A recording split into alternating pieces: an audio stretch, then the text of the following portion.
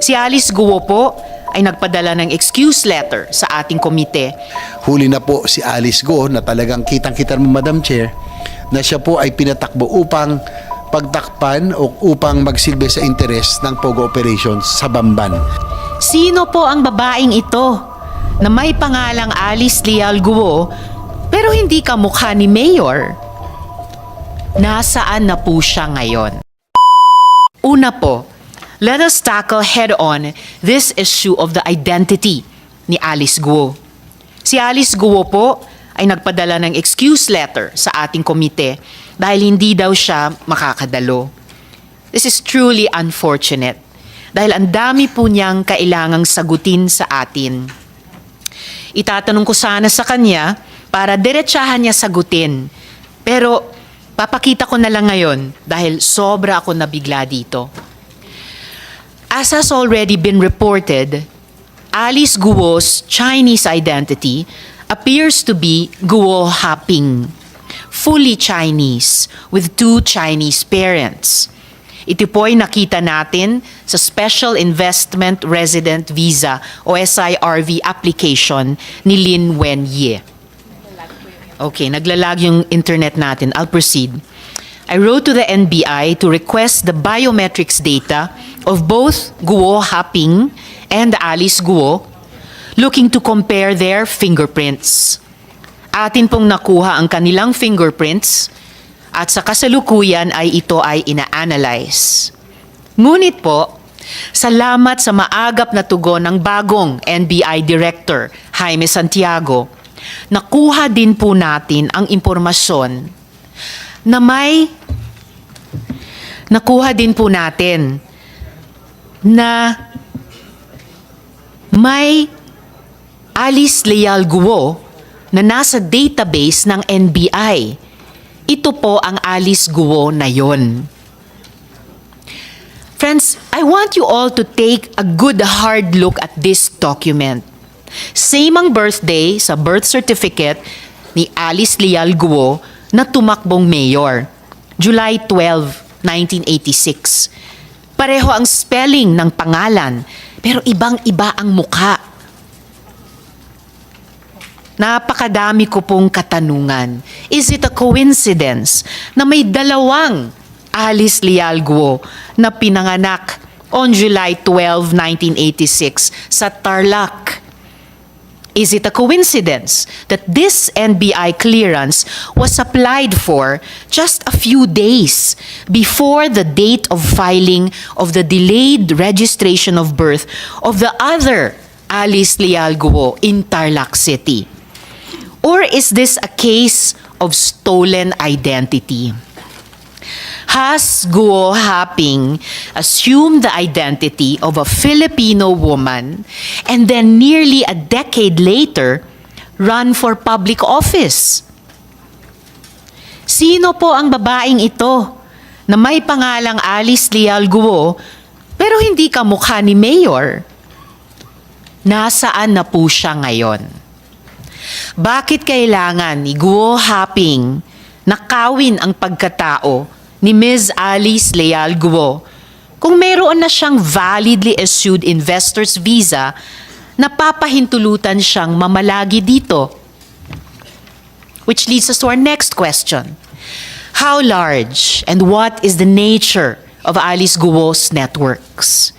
May ebidensya na tayong nakita na may link ang Bamban Pogo Hub to Clarkson Valley, isang pogo na atin ng naunang na ocular na mayroong mga video room at mga models para sa love scam. Si Huang Ziyang na incorporator ng Baofu at Pogante ng China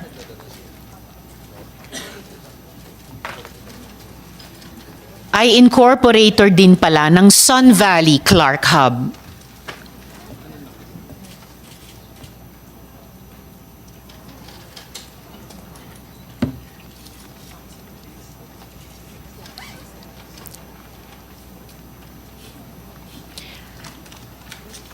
Ayon rin sa ebidensya, konektado ang Hongsheng Gaming Technologies, yung company na ni-raid at pinalitan lang ng Zunyuan Corporation sa Bamban, Tarlac.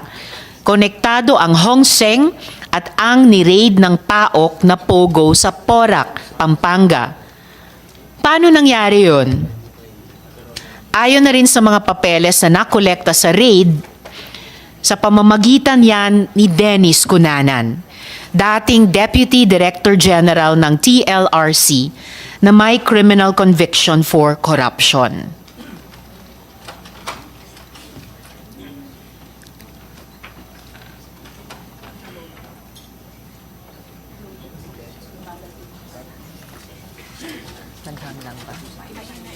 Ha? Okay. Mabagal lang po yung internet. Mas mabilis yata doon sa Pogo Hubs. Malalapit na kaibigan din ni Mayor ang mga ringleader ng Lucky 99 Pogo sa Porac. Ito naman po ang photo mula sa campaign niya kasama si Catherine Cassandra Leong o Cassie Lee na authorized representative in Lucky 9 sa Porac.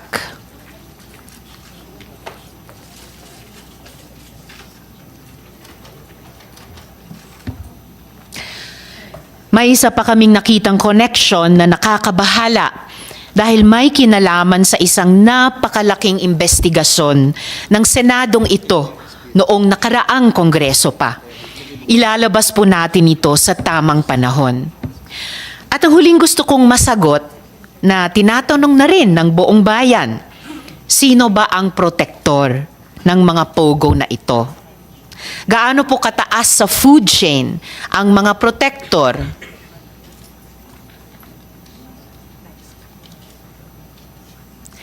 DILG na po ang may sabi. Pogo money can influence the 2025 elections. Mayor Alice certainly likes having friends in high places. Hindi po basta-basta ang mga kaibigan niya. Considering that this woman is now charged with qualified human trafficking, it is imperative that her links and networks are fully investigated. I now wish to ask my colleagues if they have opening statements. Sa Banban, nakita rin natin na merong nangyaring human trafficking, merong nangyaring torture, merong nangyaring prostitution, at nakita rin natin may elemento rin ngayon ng mga pagpepeke ng ating identity at pagpepeke ng nationality. Wala pang 6 months, in June of this year, may na-raid naman sa Porac. At itong pag-raid sa Porac, halos parehong-pareho sa nangyari sa Tarlac. Itong Lucky South 99, 2 beses na-raid to. Noong September 2022, na-raid na siya. May nahanap na 40 na mga illegal aliens na nagtatrabaho doon. Gumastos tayo para i-deport. Ngayon, June of 2024, meron na naman na-raid. At nung pag-ikot ho namin doon, itong pasilidad, itong Pogo Hub na ito, hindi pang karaniwang Pogo Hub. Para sa akin, ito na siguro yung pinakamalaking Pogo Hub na napuntahan ho natin. Dahil halos ang nadiskubreng computers yung 2,300 computers. So ibig sabihin, at any given time, meron silang 2,300 na nagtatrabaho doon. At nakita natin na itong kanilang modus halos parehas. Gumamit sa Tarlac, gumamit sila ng isang bogus land company. Dito rin sa Porac, gumamit rin sila ng mga bogus companies na ang kanilang mga incorporators ay nasa bogus address, hindi alam kung ano ang ginagawa. At nakita rin natin na nagagamit na ngayon yung late registration para daan at makagawa pa na mas maraming krimen dito sa ating bansa. Importante itong late registration kasi nakikita natin na nagiging Pilipino, yun hindi dapat maging Pilipino. At kung naging Pilipino ka, pwede ka nang bumili ng negosyo, pwede ka nang bumili ng lupa, pwede ka nang magtayo ng iba't ibang negosyo, pwede ka nang kumuha ng NBI clearance, at pwede ka na rin tumakbo bilang public servant. Kaya mga kasama, paulit-ulit nilang nangyayari ito. Sa Bamban, 2 beses na raid. Dito sa sa Pampanga, 2 beses rin po na raid. At hindi hihinto itong mga criminal syndicates, itong mga sindikato, dahil ang laki ng perang pumapasok at umiikot. At nakita rin natin na hindi ito dumadaan sa formal channels. Hindi lumalabas to sa kanilang mga income statements. Ito ay pumapasok nang hindi natin nakikita. Ginagamit nila sa pagpapatayo ng mga ganitong Pogo Hub. At ang nakakatakot, nagagamit rin nila ito sa pagsuhol o pagbili ng impluensya. Kaya dapat na talagang pahintuin itong mga Pogo sa ating bansa dahil ito ang nabibigay daan sa mas marami pang kriminalidad, lalong-lalo na walang katahimikan na nangyayari sa ating bansa. At nananawagan din po ako sa ating mga kasamahan na suportahan itong pagban dahil hindi tatahimik ang ating bansang Pilipinas hanggat nandito sila dahil pumapasok sila, gumagawa ng hindi magaganda at lumalalim na yung kanilang galamay. So maraming salamat, Madam Chair, for hearing this resolution. Thank you. Maraming salamat, Sen. Sherwin. Senator JV. Yes, maraming salamat, Madam Chair. Magandang umaga po sa ating lahat. Una sa lahat, nais kong pasalamatan ang chairperson ng committee ito sa walang samang tigil na pagdinig sa isyu kaugnay ng Pogo Operations. Nasimulan pa ng ating kasamahan din na Senator Gatchalian mula nung nakaraang kongreso sa Pogo Operation, lalo sa human trafficking at scamming activities. Kisa po ako ng ating matapang na chairperson sa usaping ito. Ang isa pong nakakabahala na sitwasyon dito sa Pogo Operations sa Bamban ay ang katotohanan na ang mismong mayor ng bayan ang sangkot sa mga illegal na operasyon. Mayroon po akong mga resolution, Madam Chair, sa Sangguniang Panlalawigan sa Tarlac, no, mula noong 2021 pa lamang. Nagkaroon po sila ng resolution denouncing the alleged conduct of online gambling and cybercrime operations sa barangay Anupul sa Bamban, declaring anti-illegal gambling policy of the provincial government of Tarlac. And it was reiterated, Madam Chair, by another Sangguniang Panlalawig resolution of 2024 reiterating the anti-gambling policy in 2021. So ang nakakabahala dito at nakausap ko rin po ang ating gobernador, Susan Yap, na doon lang po talaga sa Bamban nagkaroon ng Pogo Operations. No, dahil nga po, polisiya ng provincial government ang hindi po nila sinusuportan ang online gaming at gambling operations. So nabahala po ako kasi po kay tulad din ni Senator Gatchalian, ako po ay member ng NPC. Kapartido pala namin si Mayor Alice Goo, no? At gusto ko rin sanang malaman, Madam Chair, kung paano yung kanyang assent to power to local government, kasi nakakabahala po ito. We can already see that she ran for office para po proteksyonan ang negosyo ng mga Pogo sa Bamban. At siguro kailangan natin malaman yung naging history. Saya po, wala siya. Siguro if there will be another hearing again, Madam Chair, I suggest we invite also the former mayor na mukhang siya po ang naging susi kung paano nakapasok si Alice Goo bilang sa political scene ng Tarlac, lalo sa True Bamban. Nais ko lang pong malaman na yun nga po, na malaman ng pag-akyat sa kapangyarihan ni Mayor Alice Goo. Kaya nga po, hopefully we can invite the other persons, the former mayor who I understand siya po ang naging susi dahil po nag-last term ay itinulak si Alice Goo na tumakbo bilang mayor dahil tatakbo po siya. So siguro siya po siguro itong Pogo Operations really funded the campaign of both the former mayor and ito si Alice Goo. Kamakailan po, gaya na nabanggit, itiniwalag ng partido ng NPC si Mayor Goo sa pamamagitan ng petisyon na inihain ni Governor Susan Yap. Ang lalawigan ng Tarlac ay isang tahimik, malinis at progresibong probinsya sa pangunguna ng masipag nitong gobernador, ang aming pong kapartido. Ang illegal na Pogo Operation sa bayan ng Bamban ay nakakasira hindi lamang sa imaheng ito kundi pati na rin sa mapayapang pamumuhay ng mga mamamayan sa probinsya ng Tarlac. Ang operasyon ng mga pogo sa bansa ay tulad na rin natin sa agresibong presensya at kilos ng mga Chinese sa West Philippine Sea. The presence of the Chinese Coast Guard and militia in our seas and the operation of pogos on our lands have only caused chaos and social disorder in the country. These are failed attempts to tamper with the Filipino courage and spirit, but undeniably have already adversely affected our communities and fellow citizens. The committee has uncovered and discovered not just the material facts and information to prove the involvement of Mayor Go, but also the compelling and disturbing reasons that call for the government's policy shift on POGO operations. I believe that really we already have to hasten the phasing out of the POGO industry. Huwag na po natin hintayin na may mahalan na naman na mayor o iba pang opisyal ng gobyerno na magiging protektor sa illegal na operasyong ito. Kaya nga po sana huli na po si Alice Go na talagang kitang-kita mo, Madam Chair, na siya po ay pinatakbo upang pagtakpan o upang magsilbi sa interes ng POGO operations sa Bamban. Kita natin sa buong Tarlac, wala hong POGO operations except in the municipality of Bamban. Muli, maraming salamat, Madam Chair.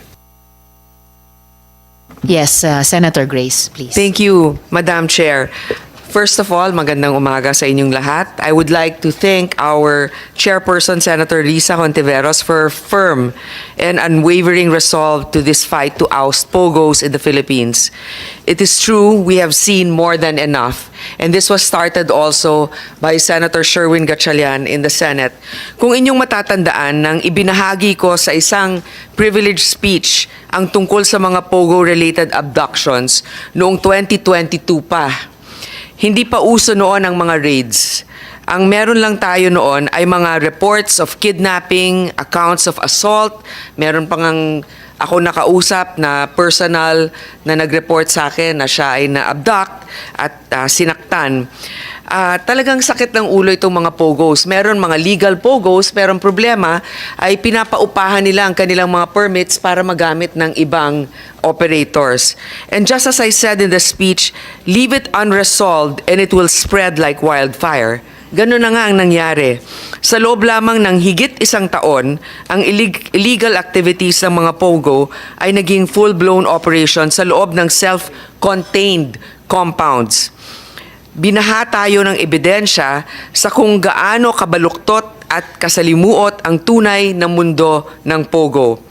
Nakita natin sa loob ng POGO hubs ang mga complex na mga prostitution dens na pinapaandar ng human trafficking. Nakita rin natin ang hile-hilerang computers at smartphones na naghihintay lamang na susunod na biktima at mga SIM cards at text blasters na para bang kinukutya pa tayo matapos nating maipasa ang SIM Registration Act. Madam Chair, hindi na ako pupunta sa mga detalye sapagkat talagang very exhaustive ang iyong pag-iimbestiga dito. Nais ko lang sabihin na ipinalabas nito na may korupsyon at nanganganak ng korupsyon at nasasama pa ang mga tao sa gobyerno dito. Meron mga pag-uusap ng national security risk, pero wag natin ilihis ang pag-uusap sa kung ano ba talaga ang nanggagawa ng POGO. Kaya I reiterate my call together with our colleagues that have signed the resolution that has been proposed by Senator Gatchalian. Please, we have to ban POGOs. Iban na natin ang POGO dahil hindi natin sila kayang bantayan. Hindi napapakita natin na ang ating gobyerno ay nahihirapan dahil nga may mga protector sila. Pero kung may nagsabi na ban na ang POGOs, mas madali na natin matutunton. Pag may operation, hindi kayo pwede dyan. Ganun lang kasimple yon. Thank you, Madam Chair. Thank you very much, Sen. Grace. Sen. Sherwin?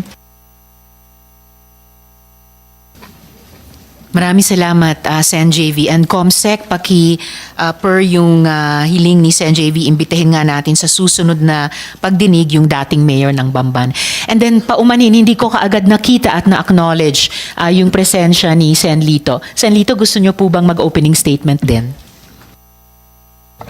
Hindi na po ako. Magandang umaga po sa inyo lahat at sa mga kasamahan ko dito sa Senado at sa mga panawin nating mga resource person, ating mga kababayan. Magandang umaga po uli. Hindi na po ako opening statement. Didiretso na lang po ako kung pwede. Pwede na po? Question? May mga tanong po muna sana, Okay. Sen. Lito, simula sa Board of Investments kung maaari po. Pero sigurado lahat po tayo, kasama po kayo ay makapagtatanong during this hearing. Salamat po, Sen. Lito. Kung makapagsimula po tayo ng mga further questions sa Board of Investments, andito po si Yusek Rodolfo. Sir, if you could take these questions po.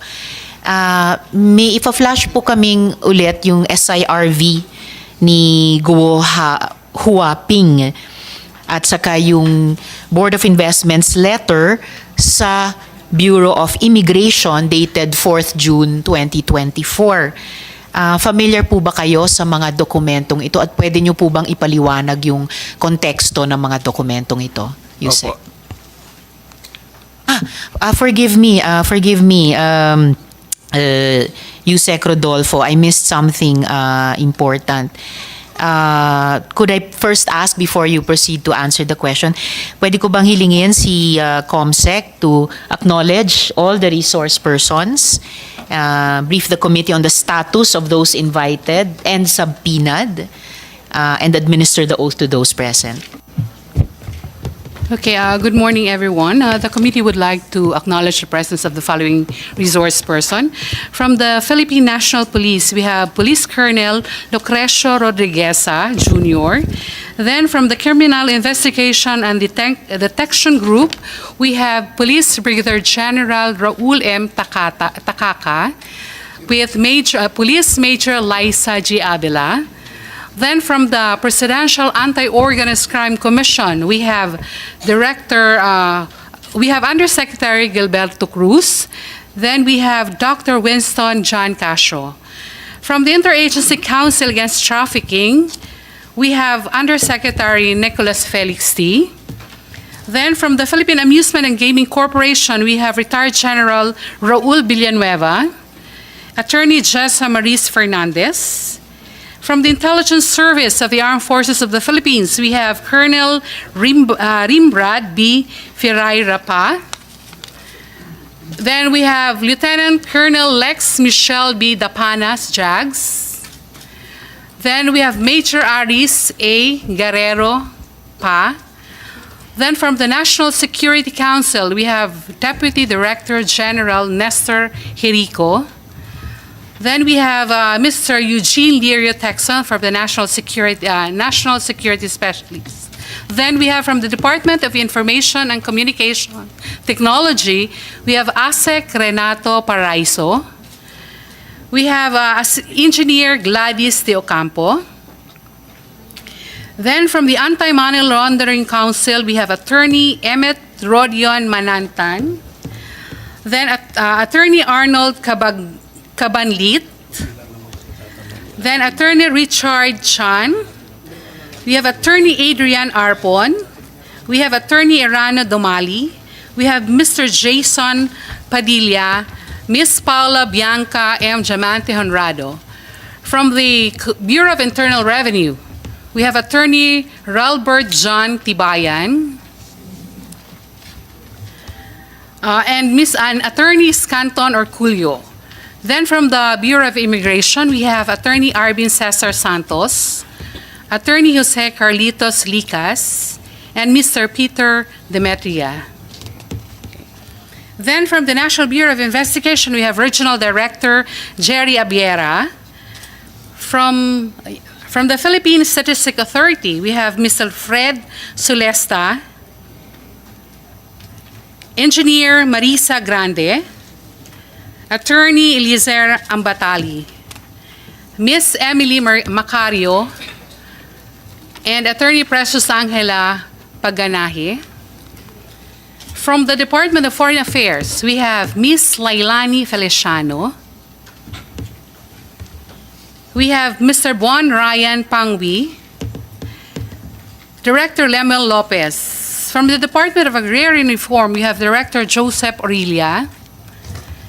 From the Department of Interior and Local Government, we have Attorney Juan Victor Llamas, Undersecretary. Then from the Department of Interior and Local Government, yes, we have Yusek Llamas. Then from the Local Civil Registry of Tarlac, we have Mr. Armin Leonardo Ibarra. From the Philippine Retirement Authority, we have Mr. Roberto Susugbrado and Attorney Antonio Rivera, together with Attorney Jerome Castro. Then from the National Telecommunications Commission, we have Attorney John Paulo Salbahan. Then from the Department of Trade and Industry, we have Undersecretary Seferino Rodolfo and Director Ryan Ramos. We sent an invitation to Mayor Alice Goo, but she just sent a letter of regrets. And we invited, and then we have Mayor Jaime Capil of the municipality of Porac, province of Tarlac, together with Engineer Glenn Lansangan. We invited, Your Honor, Ms. Goo Jiang Shong, Sheila Goo, Wesley Goo. These are the relatives of Mayor Goo. But the lawyer of the Goo acknowledged our letter, but they just reply that, the lawyer replied that he is not representing the other members of the family. Then The lawyer replied that he's not representing the members of the family? Yes. The other but- members? Yes. But, This is the lawyer of Alice Goo. Yes. So why is he even writing the committee about them? At ano po yung grounds ni Alice Goo for not attending the hearing Well, sa kanyang sulat, Comsec? Yes. And I read, this is the letter of explanation of Mayor Goo. On 21 June 2024, I received an invitation to a public hearing dated 20 June 2024 from this honorable committee, inviting my presence as a resource person to the aforesaid public hearing scheduled on 26 June 2024 at 10 o'clock in the morning. Regrettably, I would like to most respectfully inform this honorable committee that I cannot attend and participate in the said hearing because I personally believe that I am not fit to appear as one of the resource person to the said inquiry. Truth be told, my exposure to prolonged stress and high level of anxiety owing to the concerning and malicious accusation thrown against me have adversely affected and caused serious impact on my physical and mental health. With all due The mayor respect, believes she is not fit to be a resource person, but the committee obviously believes she is fit to be a resource person. Kaya natin inimbita siya ulit. Please proceed, Comsec. with all due respect, as you may already know, I am placed under preventive suspension for 6 months by the Office of the Ombudsman, while the administrative charges filed against me are pending. Worse, our motion for reconsideration with motion to lift preventive suspension dated 10 June 2024 was denied, and in an order dated 18 June 2024. Second, several letters of authority were served to me and to my other legitimate businesses as the Bureau of Internal Revenue commenced their assessment. Third, the Presidential Anti-Organized Crime Commission has openly filed a criminal complaint against me, charging me with a non-bailable offense of qualified human trafficking. More importantly, I have been exposed to public ridicule, humiliation, and hatred for several months now, tarnishing my public image, character, and reputation. Unfortunately, I have already been prejudged guilty by the public despite the absence of any finding by the court of law and proper tribunals. In view of the foregoing, please accept my most sincere apologies for my absence and for any inconvenience this may have caused the committee. I would like to emphasize that I have no ill will or slightest intent to disrespect, disregard, or disobey this honorable committee. From Ms. Alice Goo. Thank you, Comsec. Unfortunately, the non-appearance of Mayor Alice Goo is a disregard of the invitation of the committee. At kahit may ongoing processes sa Office of the Ombudsman, sa BIR, sa PAOK, hindi yan dahilan na hindi siya magpakita rito. So, at the proper time, I will consider ordering the issuance of a subpoena to Mayor Alice Guo.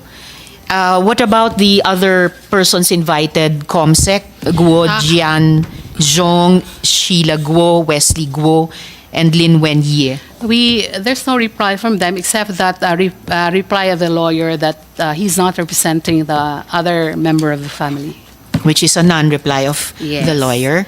So Then the same, the chair will consider ordering the issuance of subpoenas as well to the other persons invited. Yes, we Yes, Comsec, before you proceed, May I- Sen. Sherwin. May I inquire if Ms. Nancy Gamo was also invited? Your Honor, Comsec. we invited also Ms. Nancy Gamo, and we did not receive a reply. But during her interview, she told the interviewer that she will attend the hearing of the committee. Madam Chair, she is central to this hearing, considering that she is on record the accountant or the person in charge of filing documents in behalf of the Go family in the different Go related companies, and then her name also appeared in different Pogo companies. So she's very central to this investigation, and at the proper time, Madam Chair, I'll join you in your motion to subpoena these personalities. Thank you, Senator Sherwin.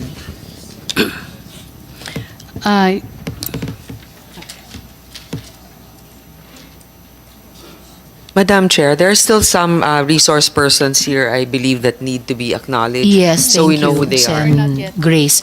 Just before we ask the COMSEC to do that, just to make of record that my office received a sworn statement of facts affidavit from Nancy J. Gamo. And one of the points she makes here is that, however, I was unable to attend because I opened the email containing the invitation too late. Although this was for The first an invitation last May 22. So the point made earlier by Senator Sherwin stands, and the chair welcomes his manifestation. Please proceed, COMSEC. Your Honor, we also invited Jack Lopez Uy, but we were not able to locate his address. Then we invited Mr. Dennis Cunanan, the consultant of Advantage Management Consulting Philippines, but he just sent his lawyer, Attorney J. Floran Clerigo. Is the attorney present, COMSEC? Yes, Your Honor. All right, noted. Thank you, attorney. Then from we invited Mr. John Patrick Sampson, but the address that was given to us, the address there actually, the office was already closed. Then we sent an invitation to Mr. Alberto Rodolfo de la Serna and Ms. Cassandra Ong, and we received no reply from them. Then we have with us Ms. Merly Joy Manalo Castro. Then, on our invitation for Mr. Walter Wong Long, the warden of the provincial jail of Tarlac sent us a letter of reply. Sent us a letter informing us that our request has been denied by the judge. The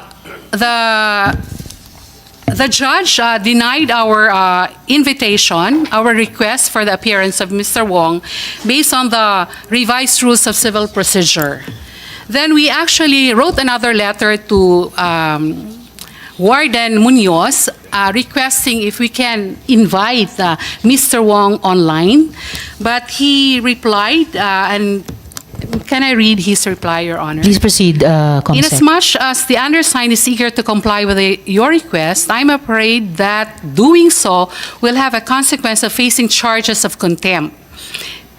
before the court of jurisdiction. Secondly, I am not considering that I might be violating the constitutional right of the accused to self-incrimination, as explicitly cited by the Honorable Judge Order dated 24 June 2024 under the revised rules of civil procedure, which is the very underlying reason for his denial of a request for a court order.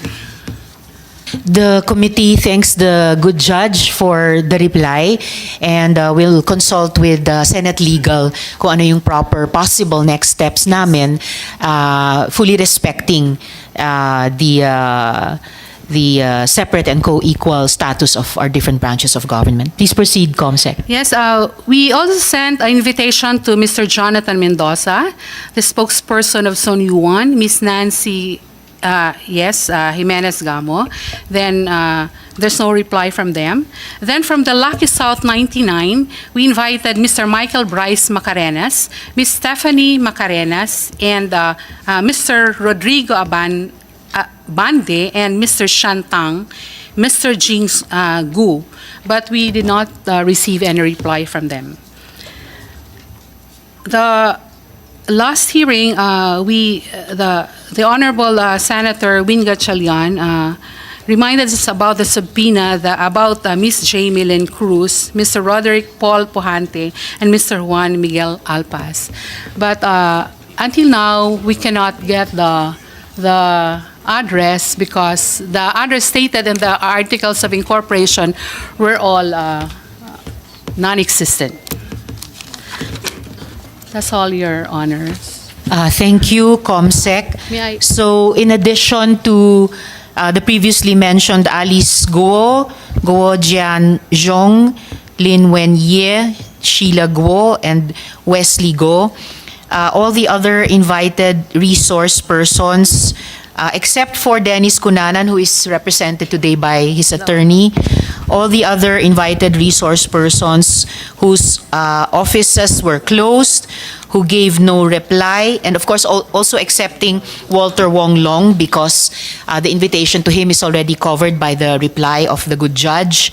The other invited resource persons, also whose addresses are non-existent, may at the proper time be the subject of the proper motion and ordering of the issuance of subpoena.